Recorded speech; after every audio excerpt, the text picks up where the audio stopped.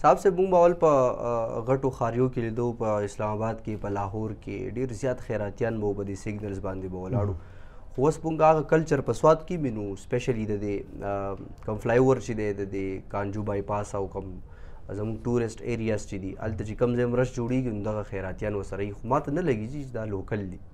او د هغوی رنګونه به هم تا ته حل وایي چې دا لوکل نه دي. د هغوی کله د خیرات د غوښتو هغه انداز چې دی هغه به هم تا ته اندازه لګي چې دا پښتانه نه دي. ایون دا به تا ته هم اندازه لګي چې دا د پېښور د مردان خلک هم نه دی. نو دې نه به تا ته اندازه لګي چې دا د ښکته د لاهور د پنجاب چې په هغه ځای کې ډېرې زیاتې ګرمیانې نو دوی پکې یو قسم لا په چکر هم راشي او دلته کې چې کوم دی نو په دې چوکونو خواره شي او خپل دغه خیرات غواړي. دا خبره ځکه صحیح دی چې کم لوکل چې زمونږ کم خلک دی هغه چې کم خیر غواړي نو هغه بالکل د نش برابر دی. دومره سیوا نشته څومره چې موږ په نور ښاریو کې نو. او اصل کې د دې ځای نه چې کله د بزنس کړي نو بیا نور هم د دوی چې څومره خپل خپلوان یا پیژنګلو والا هغه هم ځان ته اټریکټ کوي. نو اوس په منځ کې اپریشن شوی هم دی خو کمیږي نه، ورو ورو سیوا کېږي. دا داسې ده چې دا کسان چې دي دا ښه ټیک ټاک غټه مافیا ده او په دې باندې موږ ټیک ټاک لیکونه چاپ کړي دي، کتلي دي په دې باندې خو ډېر غټ تحقیقونه شوي دي. دا هر څه پراته دي په ګوګل باندې. هغه وایي چې یاره دا کسان چې کوم دی دوی د ټولګو په حساب باندې دلته کې راځي. د دوی سره چې کوم ماشومان دي دا ماشومان دوی له ورکولی کېږي په کرایه باندې. د هغه ماشوم چې هغه د پیو ماشوم دی د هغه خرچه د هغه په سر باندې مور و پلار ته سیوا پیسې میلاویږي، د هغه ریټ جدا وي.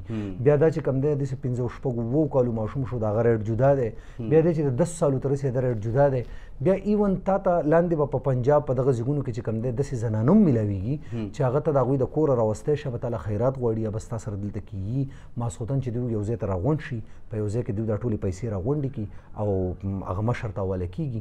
بیا د دوی حصه دوی ته میلاویږي. دوی چې چا حواله کړي دي، پلار حواله کړي دي، تره حواله کړي دي، ماما حواله کړي دي، هغوی ته د هغوی حصه میلاویږي. دا خو یو ډېره غټه مافیا ده او دوی زموږ او ستاسو د دې زموږ د دې جذباتو سره لبې کوي او مخکې چې کوم دی نو کار بوځي. مافیا خو ځکه د دې چې دوه اشارې د دې مافیا کېدو په طرف دوه اشارې کېږي. یو سمپل میتھس دی که یو ماشوم فرض که 1500-2000 کم چې دومره غټ اماونټ نه دی د سهار نه تر ماسخوتنه پورې، که یو ماشوم 2000 روپۍ ورځ پیدا کوي نو چې د یو سربراه یو سرپرست سره 25 ماشومان دا د ورځې 50,000 روپۍ د یو سرپرست کمایي شوه. نو که فرض که دا بیا مونږ دا نمبرې سیوا کوو نو دا نمبرې ډېرې زیاتې کېږي. 50,000 1 لاک د ورځې پیدا کول څه اسانه خبره نه ده. یو دا چې انکم یې ډېر سیوا دی. بل دا چې مونږ ولیدو په منځ کې ډیپټي کمیشنرز لیکل پې هم شوي دي، په خلکو خبرې هم کړي دي، بار بار یې بې دخل کړي دي. خو دا واپس راځي. حالانکې په پردیسي کې خو سړی هسې یېرېږي که نه، هغه نیچرلي یو نفسیاتي خو مافیا ده نو ځکه خو دا واپس راځي. خو اصل کې کم ټورسټ چې راځي چې که نه چې هلته د سوات غلط تصویر پیش کېږي. حالانکې سوات یو ډېره په فاینانس په لحاظ معاشي طور باندې دومره غریبه ضلع نه ده او خلک یې ښه برابر دی. خو ټورسټ چې راځي خطرناکه خبره پکې دا ده چې د هغو ته زموږ ایمیج ډېر زیات خراب ځي چې یاره دومره ډېر غربت دی دلته، دومره خلک خیر غواړي او په هر ځای کې دي. او دا بالکل ټیک خبره ده. په دې کې زما ستا سره اتفاق دی. اصل کې په موږ پسې خواص هم لبي دي که نه، څوک یو سړي خواره ښایي، څوک یو څه ښایي، څوک یو څه ښایي.